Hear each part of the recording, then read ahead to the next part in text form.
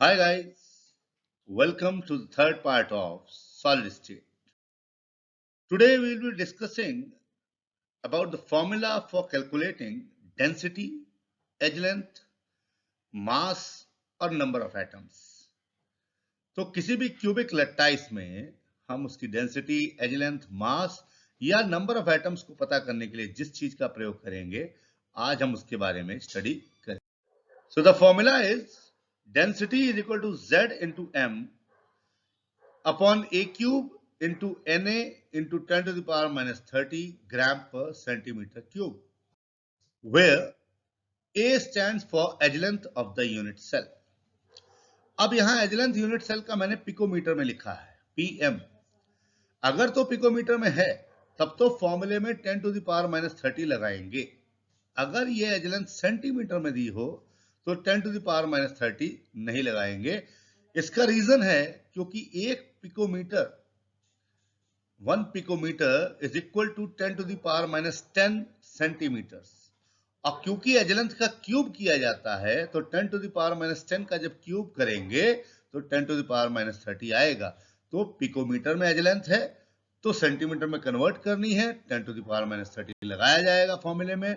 अगर सेंटीमीटर में है एज लेंथ तो 10 to the power minus 30 नहीं लगाया जाएगा. और फॉर्मूले में D तो मेंशन ही है, D stands for density. Na stands for Avogadro's number. और 10th से ही आप जानते हैं Avogadro's number की फिक्स वैल्यू है 6.023 into 10 to the power 23. M stands for mass. अगर कोई एलिमेंट है तो एलिमेंट का एटॉमिक मास लगेगा. अगर ये कोई कंपाउंड है तो यहां पे कंपाउंड का मॉलिक्यूलर मास लगेगा. Z number of spheres. हमने पिछले सेशन में पढ़ा था कि simple cube, body centred cube और फेस सेंटर्ड क्यूब में कितने स्फीयर्स होते हैं. तो उसी आधार पे ये लैटिस कांस्टेंट भी कह सकते हैं आप इसे. तो Z सिंपल क्यूब के लिए 1, बॉडी सेंटर्ड के लिए 2 और फेस सेंटर्ड के लिए 4 होता है. कुछ एग्जांपल्स देखते हैं. पहला क्वेश्चन हमारे पास जो है वो है कि element crystallises in FCC lattice with edge length of 400 picometer. Calculate the density if atomic mass of the element is 60. तो यहां पे हमें गिवन है edge length 400 picometer, Z lattice constant क्योंकि क्वेश्चन में मेंशन है FCC है तो Z4 होगा, M मास दिया हुआ है एलिमेंट का 60, अवोगाड्रोस नंबर की वैल्यू फिक्स्ड है तो डेंसिटी कैलकुलेट करनी है. उसके लिए हम फॉर्मूला लगाएंगे D is equal to Z into M upon A cube into Avogadro's number into 10 to the power minus 30. ये इसलिए लगाया 10 to the power minus 30 क्योंकि एज लेंथ किसमें है, पिकोमीटर में. फॉर्मूले में वैल्यूज डालते हैं.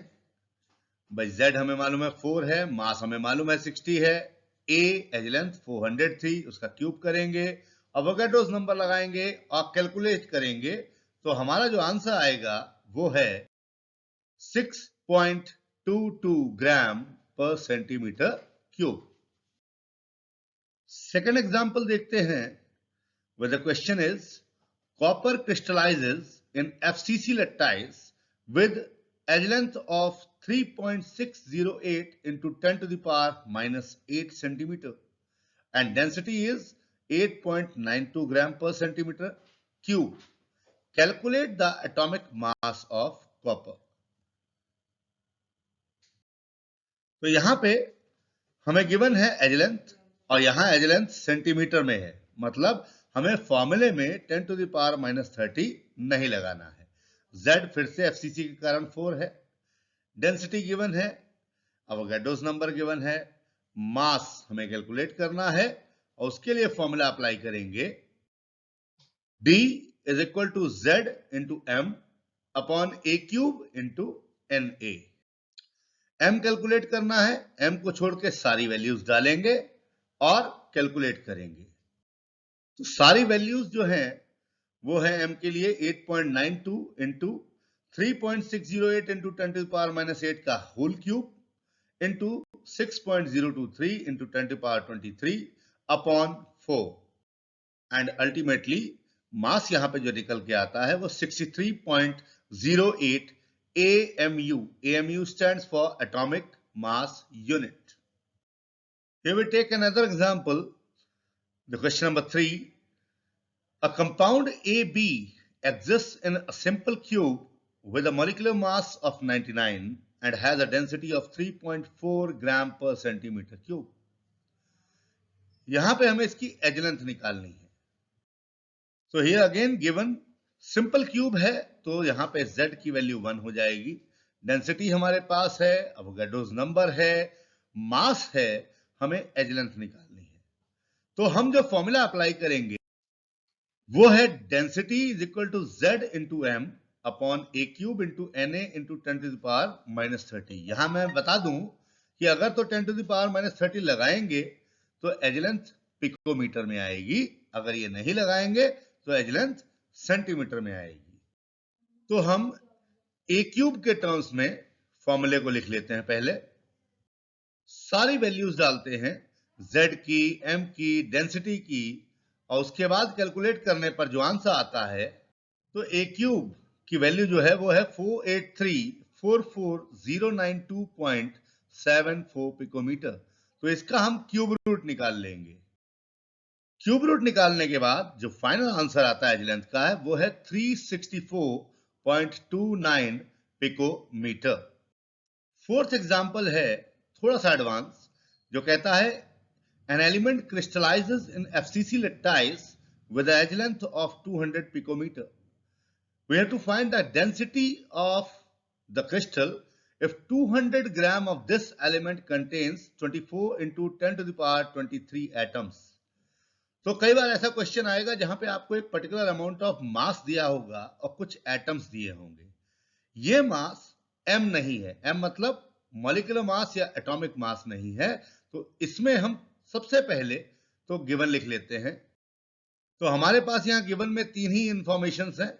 एक तो z मालूम है, एफसीसी के कारण 4, अवोगाड्रोस नंबर मालूम है और हमें एज लेंथ मालूम है. हालांकि हमें मास और एटम्स मालूम है, लेकिन ये हम यूज करेंगे to find the molecular mass या अगर एलिमेंट है तो एटॉमिक मास. तो 10th के बेस को ध्यान में रखते हुए मोल कंसेप्ट का यूज करके हम मास कैलकुलेट करेंगे कि अगर 24 into 10 to the power 23 atoms का मास 200 ग्राम्स है तो 1 मोल यानी कि 6.023 into 10 to the power 23 atoms का मास कितना होगा. जब हम ये वैल्यूज कैलकुलेट करते हैं यूनिटरी मेथड से तो आंसर आता है 50.19. ये मास हम आगे चल के मेन फॉर्मूला में यूज करके डेंसिटी कैलकुलेट करेंगे और वो इस तरीके से होगी. डेंसिटी का वही पुराना फॉर्मूला लिखेंगे. कैलकुलेटेड मास को यूज करके हम सारी वैल्यूज का इनपुट देंगे और फाइनली जो आंसर कैलकुलेट होके आएगा वो होगी हमारी डेंसिटी और वो है 41.67 ग्राम पर सेंटीमीटर क्यूब. लास्ट एक आज का और एग्जांपल ले रहे हैं जहां पे क्वेश्चन है tungsten has BCC lattice with edge length of 316 picometer and density is 19.35 gram per centimeter cube. How many atoms are present in 50 grams of this element? यहां पे हमें edge length दे रखी है, डेंसिटी दे रखी है, लेकिन हमसे एक पर्टिकुलर अमाउंट ऑफ मास में एटम्स पूछे हैं. यहां जो मास दिया है, मास ना तो ये एटॉमिक मास है ना ही ये मॉलिक्यूलर मास है. तो यहां पे हम क्या करेंगे, पहले वैसे ही गिवन लिख लेते हैं जैसे अभी तक लिख रहे थे. चूंकि ये बीसीसी लैटाइस है तो Z2 होगा, अवोगाड्रोस नंबर मालूम है, एज लेंथ मालूम है और डेंसिटी मालूम है. यहां भी हम मास को ही पहले कैलकुलेट करेंगे, लेकिन यहां मास कैलकुलेट करने के लिए हम फॉर्मूले का यूज करेंगे D is equal to Z into M upon A cube into N A into 10 to the power -30. और m के टर्म्स में फॉर्मूला लिखने के बाद उसकी वैल्यूज इनपुट करेंगे. वैल्यूज इनपुट करने के बाद जो मास हमारा कैलकुलेट होके आया है वो है 183.87. अब इस मास का यूज करके और मोल कंसेप्ट के जरिए हम ये पता करेंगे कि कितने एटम्स 50 ग्राम में पाए जाएंगे। तो जैसा कि मोल कंसेप्ट में हमें पता है कि हम देखते हैं कि जो मोलर मास है यानी कि 183.87 ग्राम्स इतने एलिमेंट में 1 मोल के बराबर यानी कि 6.023 into 10 to the power 23 atoms होंगे। तो फाइनली 50 ग्राम्स में कितने होंगे? तो जो 50 ग्राम्स में एटम्स कैलकुलेट किए जाएंगे, फाइनली वो आंसर आएगा 1.63 into 10 to the power 23 atoms. इसके अलावा भी बहुत सारे ऐसे एग्जाम्पल्स हैं जहां पे आगे चल के इंटर आयनिक डिस्टेंस के बारे में या दो नेबरिंग एटम्स के बीच के दूरी के बारे में या रेडियस से रिलेटेड क्वेश्चंस हो सकते हैं जो सामने आएंगे आपके, और वो सारे ही क्वेश्चंस जो हैं हम अगले सेशन में डिस्कस करेंगे। फिलहाल this is the end of the third part of solid state. We'll meet for the fourth part soon. Till then, if you like this video, इसको शेयर करना ना भूलें, कमेंट करना ना भूलें और चैनल सब्सक्राइब करना ना भूलें। Thank you.